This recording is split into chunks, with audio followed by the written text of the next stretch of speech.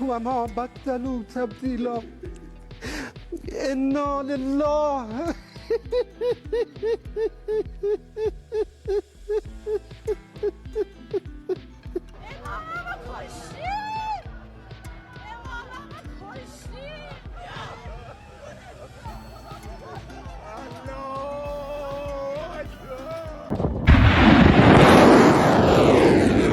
የኢራኑ የሃይማኖት አባት በመሞቱ ኢራናውያን በጣም ትልቅ ሀዘን ላይ እንዳሉ በብዙ ዜና አውታሮች ላይ ሰምተናል። ህልፈታቸውን ሲሰማ በጣም ከባድ በሆነ ሀዘን ነው ህልፈታቸው የተገለጸው። Iranian state TV announcing the death of Iran's supreme leader. Ayatollah Ali Khamenei was killed in his office, says Fars News, by the joint US-Israel. ሰሞኑን በሰማናቸው የኢራን ጦርነት ላይ ወይም ብዙ ሰዎች ሶስተኛው የዓለም ጦርነት ተነስቷል እየጀመረ ነው ባሉት ጦርነት ላይ ዓለማችን ወደ ሶስተኛው የዓለም ጦርነት እያመራች ሲሆን የአሜሪካና የኢራን ግጭት አሁን 13 ሀገራትን ወደ እሳቱ ጎትቶ አስገብቷል። ትናንት ለመጀመሪያ ጊዜ ጦርነቱ የአውሮፓን ምድር ረግጧል። ኢራን በቆጵሮስ ወይም ሲፕረስ በሚገኙ የዩናይትድ ኪንግደም የጦር ሰፈሮች ላይ በፈጸመችው ጥቃት ጦርነቱ በይፋ ወደ አውሮፓ ተሻግሯል። በምላሹም ዩናይትድ ኪንግደም አሜሪካ የኢራንን ሚሳኤሎች ለማውደም የጦር ሰፈሮቿን እንድትጠቀም ፈቅዳለች። የአውሮፓ ህብረትም በአንዱ ላይ የተሰነዘረ ጥቃት በሁላችንም ላይ ነው በሚል በጋራ ለመቆም እየተዘጋጀ ነው። ሊባኖስ በሄዝቦላ በኩል በእስራኤል ላይ ጥቃት በመክፈቷ ወደ ጦርነቱ ገብታለች።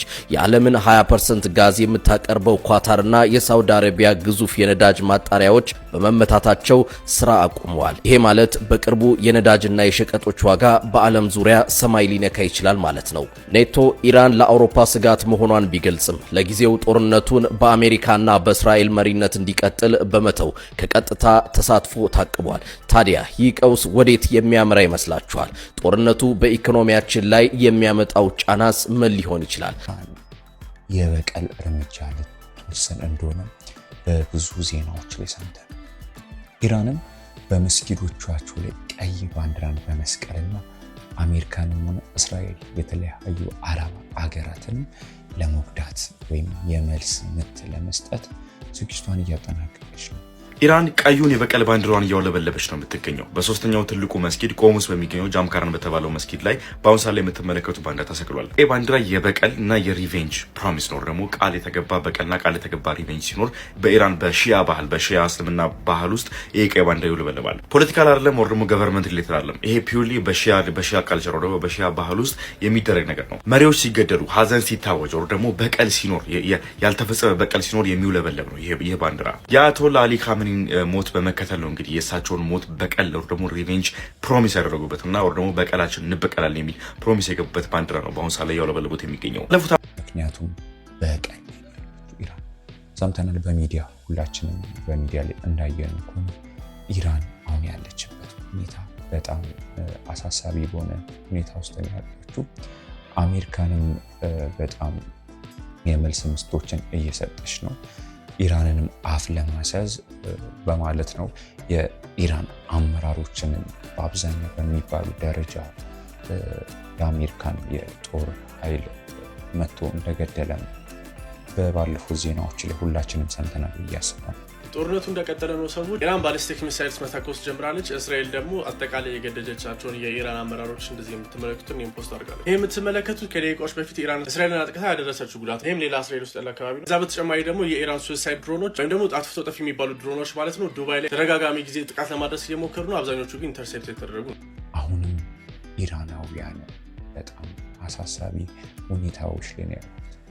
እንደምታውቁት ኢራናውያን ከዛሬ ጠዋት ጀምሮ የበቀል እርምጃ ለመወጣት በየመስጊዶቻቸው በጣም ታላላቅ በሚባሉ መስጊዶቻቸው ላይ ቀይ ባንዲራቸው ላይ በቀል የሚል ጽሁፎችን በመጻፍ እንቅስቃሴ እያደረጉ መሆኑን ሁላችንም አይተናልና ይህም ሶስተኛ የዓለም ጦርነትን የሚንቀሰቀስበትን ትልቁን ምክንያት ይፈጠራል ብዬ አምናለሁ። እንደ ብዙ ተመራማሪዎችም ብዙ ፖለቲከኞችም እንዳወሩት ይሄ የሶስተኛው ዓለም ጦርነት መነሻ እያሉ እየዘገቡ ይገኛሉ። የእስራኤል ጠቅላይ ሚኒስትርም ሞቷል የሚባሉ ወሬያትን ሲሰማ ነበር። የእስራኤል አየር ኃይል ኮማንደር የሆነው ቶሜር ባር ተገድሏል ወይ? የእስራኤል ውስጥ ጠቅላይ ሚኒስትር ቤንያሚን ኔታንያሁ ተገድሏል ወይ? ትዊተር ላይ በጣም ሰርፍ እያደረጉና የተንሰራፉ ከነበሩ ኢንፎርሜሽኖች መካከል ሁለቱ እንግዲህ በጣም ቶፕ የሚባሉት ናቸው። የእስራኤል ኤርፎርስ ኮማንደር ቶሜር ባር ሞቷል፣ ደግሞ የቤንያሚን ኔታንያሁ ተገድሏል የሚል ማለት ነው። ሁለቱም በህይወት አሉ። ቶሜር ባርም ኢንሰርቪስ ነው፣ አሁን እንትን እያለ ነው፣ ትእዛዞች ላይ ያለው። ቤንያሚን ኔታንያሁም እስራኤል ውስጥ ይኖር አይኖር እኔ እንጃ እንጂ በህይወት አለ። እንደተነገረው ከሆነ ዊንግስ ኦፍ ዛይን ደግሞ የጽዮን ክንፎች የሚባሉት እሱ የሚንቀሳቀስባት አውሮፕላን ወደ ጀርመን እንደሄደች ተነግሯል። ካሪንግ ብላክ እሱም እያለ ይዛው ሄዳለች፣ ወር ደግሞ በሷ በሯል ወደ ጀርመን እየተባለ የሚገኘው ኖት ኮንፈርም ያለበት ቦታ ኮንፈርም አልተደረገም እንጂ ቤንያሚን ኔታንያሁ በህይወት አለ፣ እንትናም በህይወት አለ። የእስራኤሉን ኮማንደር የእስራኤሉን ኤርፎርስ ኮማንደር በህይወት አለ። እስካሁን ላይ እስራኤሎች እየሞቱ የሚገኙት ሲቪሊያኖች ናቸው። በእስራኤል ውስጥ እየሞቱ የሚገኙት የእስራኤል ሌሊቱን ሙሉ ስትደበደብ ያደረችው እስራኤል ሌሊቱን ምሽቱን ሙሉ ማለት ነው። በብዛት አይ ቲንክ 5 or 6 የሚሆኑ ስትራይኮች ተካሂደውባት ነበር ሌሊት። ከሁሉም ስትራይኮች ውስጥ የሆነ ያክል ኢምፓክቶች ነበሩ። እነ ጀሩሳሌም ላይ ቴል አቪቭ ላይ ሪፖርት ተደረገ። ያው ይሄ የምትመለከቱት ሌሊቱን ከነበሩ ስትራይኮች መካከል አንደኛው ቴል አቪቭ ላይ ላንድ ያደረገው ስትራይክ የምትመለከቱት እንግዲህ ሙሉ በሙሉ አነሬት አድርጎታል ህንጻውን። ይህን ቪዲዮ በምሰራበት ሰዓት ደግሞ የእስራኤል ኤርፎርስ በሌባኖን ነው ደግሞ በነ ሂዝቡላ ላይ ስትራይኮችን ላውንች ያደረገበት ያለበት ሰዓት ነው። ደግሞ ጥቃቶችን ላውንች አድርጓል በነ ሂዝቡላ ላይ። ሂዝቡላ ኦፊሻሊ ጦርነቱን ጆይን ማድረጉ በትናንትናው ዕለት ምሽት አካባቢ ገልጾ ነበረ፣ የኢራን ሳይድ በመያዝ ማለት ነው። እስራኤል ላይ የተለያዩ ሮኬቶችና ሚሳይሎችን ላውንች አድርጎ ነበረ። ለሱ ሪታሊሽን የእስራኤል ኤርፎርስ በአሁኑ ሰዓት ጥቃቱን እያደረሰ ነው የሚገኘው በሌባኖን ደግሞ በሊባኖስ ላይ። ቅርብ ጊዜያት ውስጥ ግን ዛሬ በወጣው ዜና ላይ ወደ ጠዋት አካባቢ በተነገረው መረጃ ላይ የእስራኤል ጠቅላይ ሚኒስትር እንደምታውቁት ባለፈው በስቲያ ኢትዮጵያ መምጣታቸውን የሚታወቅ ነው፣ አይረሳም። አሁን እሳቸውም እንቅስቃሴ ሲያደርጉና ሚዲያ ላይ ታይተዋሉ።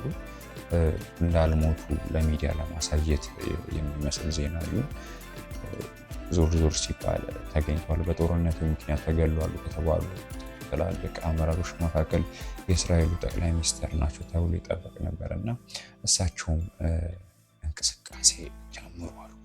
ይህም አንድ ለውጥ ነው ብዬ አምናለሁ እና የአሜሪካኑ ፕሬዝዳንት ዶናልድ ትራምፕን ኢራን ላይ የማይደገም እርምጃ እየወሰዱ እንደሆነ የምናውቀው ይሆናል እና ይህም በማስመልከት ዶናልድ ትራምፕም እንደተናገሩት ከኢራን ጋር አሁን ካሉት ጊዜያዊ አመራር ጋር ስምምነት ለመድረስ ዝግጁ ነኝ በማለት የተነገረውን ዜና ሁላችንም ሰምተን ነበር። ኢራን ከአሜሪካም ጋር ሆነ ከእስራኤል ጋር ንግግር እንደምትፈልግ ወይም ደግሞ ለድርድር ዝግጁ እንደሆነ ዶናልድ ትራምፕ ተናግሯል። እናም ዶናልድ ትራምፕ ይህንን ጥሪ እንደተቀበሉትም አስታውቀዋል። እንደሚታወቀው ከዚህ በፊት ለኔጎሽዬሽን ወይም ደግሞ ለንግግር ተቀምጠው ነበር። ነገር ግን በዛን ወቅት ላይ ከስምምነት ላይ መድረስ አልቻሉም ነበር። ግን ኢራን ሰሞኑን ወይም በዚህ 2 ቀን ውስጥ ባሳየችው ነገር ለስምምነት ዝግጁ እንዳልሆነች እና የበቀል እርምጃ እንደምትከተልን ሁላችንም መገንዘብ አቅተንም ብዬ አስባለሁ። አሁን ይህ ጦርነት የብዙ ዓለማትን ይበጠብጣል ብዬ አስባለሁ። ኢኮኖሚ ላይ ደግሞ በጣም ትልቅ ባሉ የሚፈጥር ይሆናል ብዬ አምናለሁ። ምክንያቱም እነዚህ በተለይ ኢራን በነዳጅ ምርቶቿ በጣም የሚታወቅ ትላልቅ አረብ ሀገራትን በነዳጅ ምርታቸው ይታወቃሉ። እነዚህ ትላልቅ የነዳጅ ማጠራቀሚያዎች በሚመቱበት ታይም ላይ ብዙ የዓለምን ኢኮኖሚ በሰፊው ይረብሻል ተብሎ ይጠበቃል እና ግን በዚህ ጦርነት መሀል ላይ ብዙ ንጹሃን እየተጎዱና ብዙ ንጹሃን ደግሞ ደም መለከት እየሆኑ በጣም አቅመ ደካሞች መሮጥ የማይችሉ ህፃናቶች፣ አዛውንቶች፣ የተለያዩ ሰዎች በተለያየ ሃይማኖት ያሉ ሰዎች እየተጎዱ ነውና ለዚህ ሁላችን ባለንበት በክርስትናችን በእስልምናችን በሁሉም ቦታ ለፈጣሪ ይሄን ነገር ፈጣሪ ጋር እንዲያደርግልን መጸለይ አለብን ብዬ አምናለሁ። ሁሌም አገር ሰላም ስትሆን እኛም ሰላም የምንወጣው የምንገባው አገር ሰላም ስትሆን ሁላችንም በተሰጠን ሃይማኖት ባለንበት ቦታ ለፈጣሪ ሰላማችን እናቀርብ ስል በዚህ አጋጣሚ ነግራችኋለሁና ብዙ አረብ ሀገራት ላይ የሚኖሩ ኢትዮጵያውያን ኢራን ላይ የተለያዩ እስራኤል ሀገር ላይ የሚኖሩ ኢትዮጵያውያን አሉ። ኢትዮጵያን ደግሞ በየቦታው እንዳሉ ይታወቃል። በብዙ ዓለማት ላይ ሰፍሮ የሚገኙ ኢትዮጵያውያን አሉ። እነሱም በመሀል በዚህ ጦርነት ተጎጂ እየሆኑ ነውና እነሱ ፈጣሪ እንዲደርስላቸው በዚህ አጋጣሚ ለመግለጽ ወዳለሁ። ጠቅላይ ሚኒስትር አብይም ዝምታቸውን ሰብረዋል።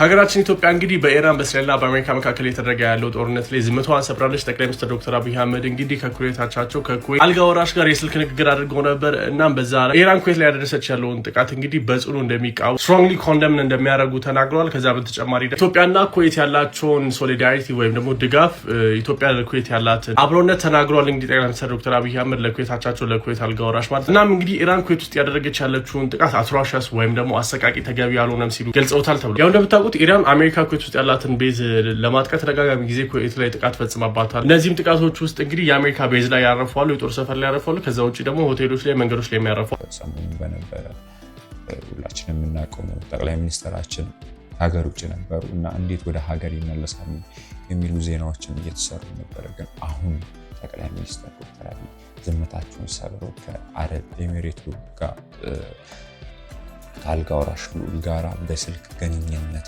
አድርጓሉ። እሳቸው ጋር አንዳንድ ውይይቶችን እንዳደረጉ ሰሞኑን በዚህ 2-3 ሰዓት ውስጥ ሚዲያ ላይ እየተወራ ነው። ዶክተር አብይም ያሉትንም መረጃ ካለ ለእናንተ አስቸኳይ የምናደርሳችሁ ነው። ቤተሰብ ግን ይህ ጦርነት መቆም አለበት ብዬ አምናለሁ እና ውድ ቤተሰቦቻችን ሁላችንም ወደ ፈጣሪያችን በሃይማኖታችን እንድንጸልይ ስለ በአክብሮት እጠይቃለሁ። ይቻናል ለብዙዎች እንዲደርስ ላይክ፣ ሼር፣ ሰብስክራይብ በማድረግ አጋርነቱን ይግለጹ። በአዲስ ነገር ከእናንተ ጋር እንገናኛለን። አዳዲስ ነገሮችን እናመጣለን። መልካም ጊዜ፣ መልካም ቆይታ።